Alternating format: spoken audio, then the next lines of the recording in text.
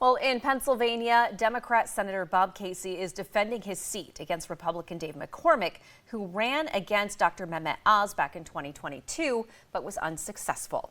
WENY Pennsylvania Capitol correspondent Kara Jeffers visited their events today and joins us live with this report tonight from Harrisburg.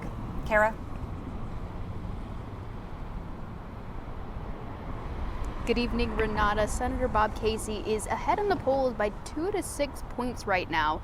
Campaign finance website Open Secrets says this is the third most expensive Senate race in the nation right now. As these two are pitting against each other, they are also managing backlash from national politics.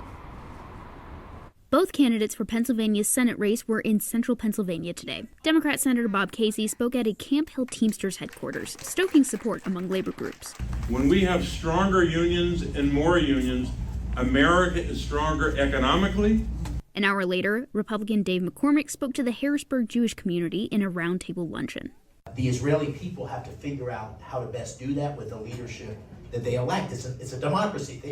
They have to figure it out. We have to support them in doing it, and we need to give them strong military support in carrying out the fight.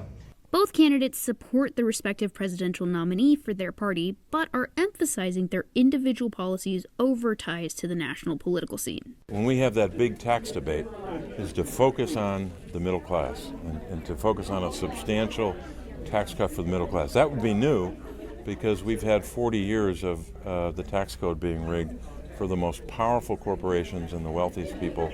I support the 3 exceptions of rape, incest, life of the mother, and I would be opposed to any national legislation that would ban or restrict abortions. This should be a states' rights issue. Nevertheless, tomorrow's presidential debate could impact their state races. But no, it'll be an interesting moment, I think, for the country. But I think I've got to continue to focus on what I've got to do as a candidate and make sure that people know the difference between my opponent and me. This set of policies is a San Francisco liberal agenda that is completely out of touch with Pennsylvania. That's what the debate's about. That's what the election's about.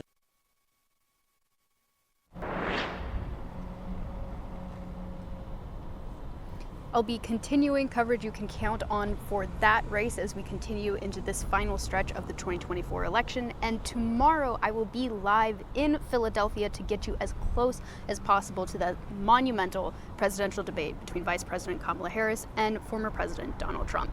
In Harrisburg, I'm Kara Jeffers, WENY News.